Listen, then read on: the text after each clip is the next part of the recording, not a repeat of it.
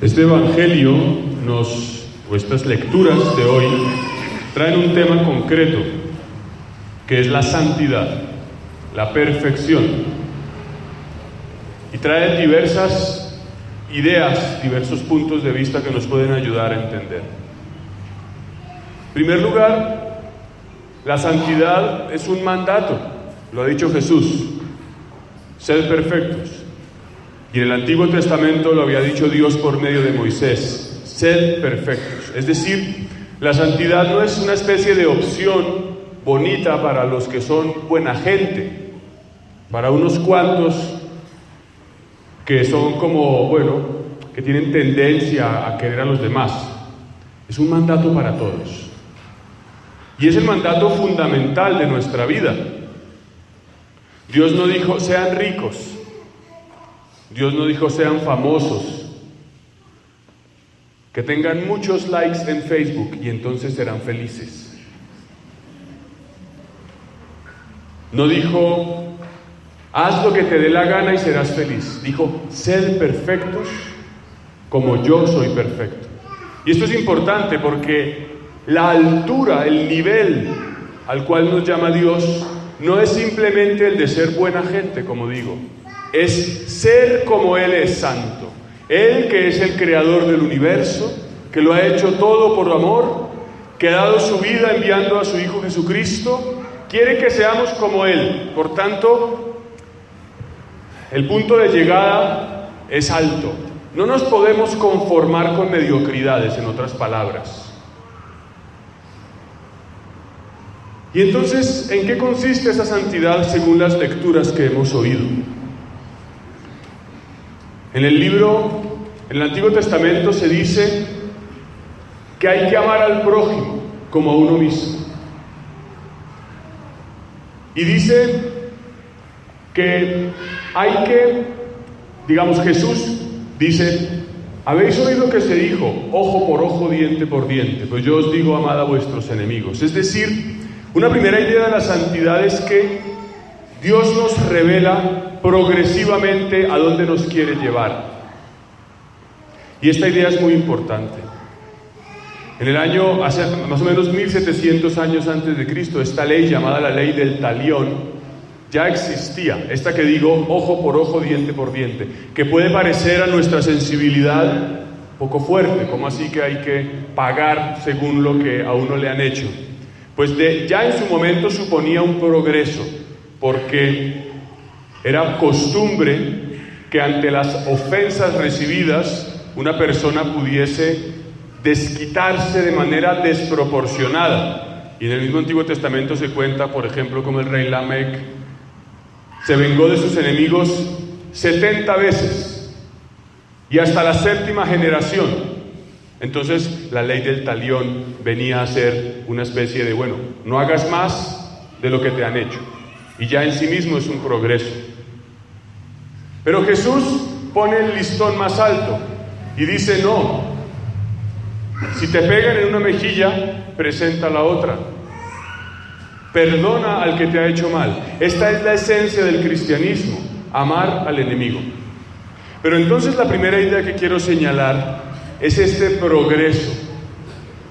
Dios va mostrando poco a poco cuál es el punto de llegada. Y esto que ocurre en la historia de Israel pasa con nosotros. Yo creo que esto se ve claramente, por ejemplo, en el matrimonio.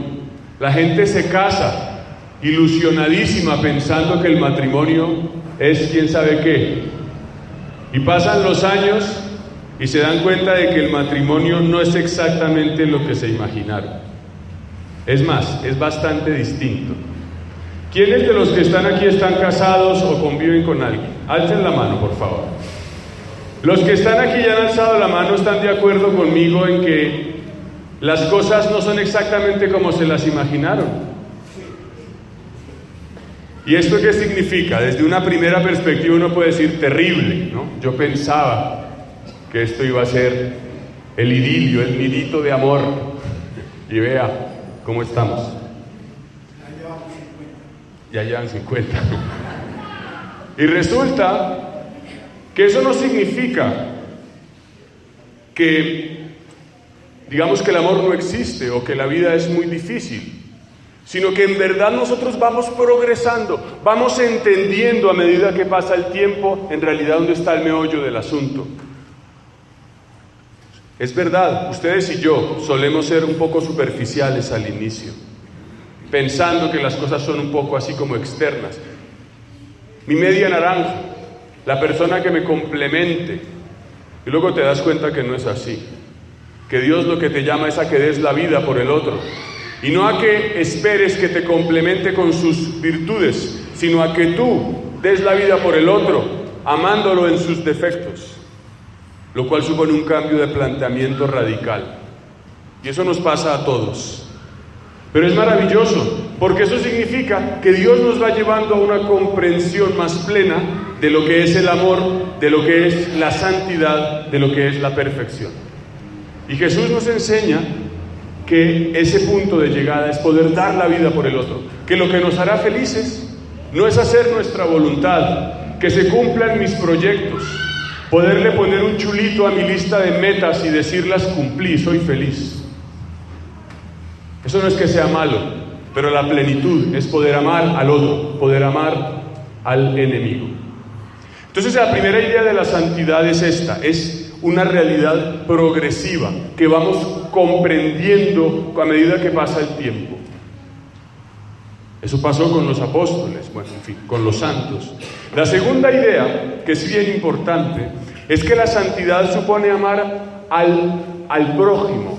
Pero el punto es quién es mi prójimo. En la primera lectura escuchábamos que dice el Señor que el israelita debe amar al que es miembro de su pueblo, al que es miembro de su estirpe. Y sin embargo Jesús abre el espectro y dice, no solamente hay que amar al que es de tu raza, hay que amar a todo el mundo. Y esto es bien importante, porque a veces en la teoría es fácil decir, yo quiero a la gente, excepto al que me ha hecho mal. Y a veces es importante considerar que ese enemigo no es alguien que está lejísimos de mi vida. Mi enemigo es la otra persona en cuanto me relativiza mi esquema, en cuanto no me permite desplegar mis deseos, mis expectativas, mi voluntad. Y en ese sentido entonces el enemigo puede ser mi mujer, mi marido, mis hijos, mis padres, cuando no hacen lo que yo espero, cuando no hacen lo que yo deseo, cuando son como un obstáculo, como una talanquera. Yo quería hacer esto y me dijeron que no.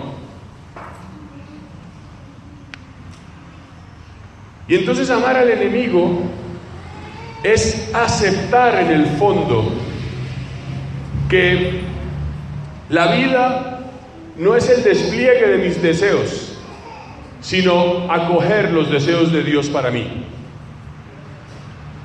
Es amar al otro como es, no como yo quiero que sea. La universalidad, pues, es muy importante. Dice Jesús en el Evangelio, los paganos también aman a los que están cerca, pero ustedes están llamados a amarlos a todos. Y finalmente, la tercera idea, hemos dicho que es un progreso que supone abrir nuestro espectro a la universalidad. La tercera idea de la santidad viene recogida en la segunda lectura que hemos oído de Pablo. Es muy importante, porque nos habla entonces ya de una santidad que no es, digámoslo así, subjetiva, lo que yo tengo que hacer para lograr ser perfecto, sino es más bien, considera más bien la realidad objetiva, lo que Dios hace por mí. Dice, ustedes son templos del Espíritu Santo. El bautizado recibe la gracia del Espíritu y se hace santo porque Dios habita en él. Nosotros dentro de poco recibiremos el cuerpo santísimo del Señor y podremos decir que soy santo porque he recibido a Jesucristo.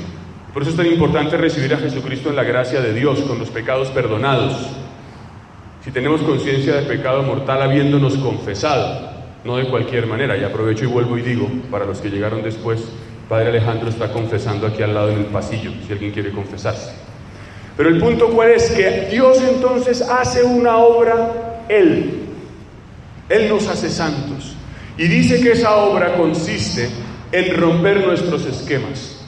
Y esto es muy importante. Nosotros muchas veces queremos una santidad a nuestra medida. Nosotros tenemos una idea a veces de un cristianismo de supermercado. Uno va al supermercado y le ofrecen 3 tipos de jabón. Y usted escoge el que más le gusta, el más barato, el que hace menos espuma, el que tiene un olor más agradable. Y así, una especie de menú que yo escojo.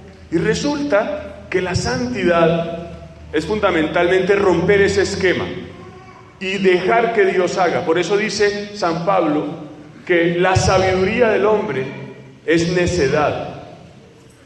Si yo te digo hoy que la santidad que Dios quiere para ti es que te subas a la cruz de Jesucristo, que abras tus brazos y que te dejes matar, me vas a decir, ay padre, calma. Hay que meterle razón, o sea, Jesús lo dijo, pero sí hay que interpretarlo, dejémonos de bobadas. Pues no, porque de andar interpretando esto nos tiramos el Evangelio, lo hacemos a nuestra medida y hacemos de esto una especie de manual de autoayuda. Jesucristo dijo, el que pierda su vida por mí la ganará, y el que muera por mí tendrá vida eterna. Esa es la sabiduría que a nosotros nos salta, nos hace reventar nuestros esquemas. Y ahí es donde tú y yo podemos saber si en realidad tenemos o no tenemos fe. Porque la fe es acoger esta palabra como viene, como palabra de Dios, y procurar amoldar nuestra vida a esta verdad, para que Cristo haga algo por nosotros. De lo contrario, venimos a misa y salimos de aquí igualitos. Yo el primero. Igualitos, habiendo cumplido, diciendo 1, 2, 3 por mí. Ya cumplí, ahora almorzar.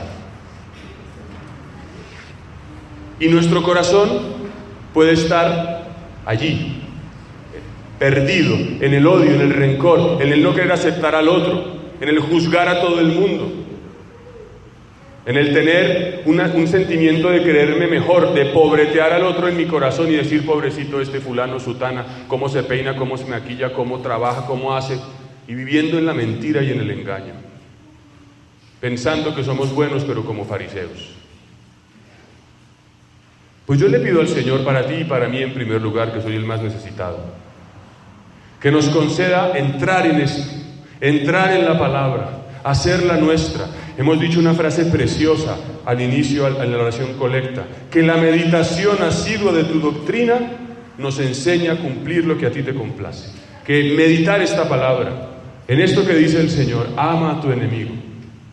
Al que te pida que camines 1 milla, con él camina 2. Al que te pida la capa, dale la túnica. Y ya, se acabó. Evangelio al pie de la letra, sin filtros. Que esto nos ayude a vivir, a tener un horizonte nuevo, a tener una vida nueva, a ser felices, a poder encontrar este amor.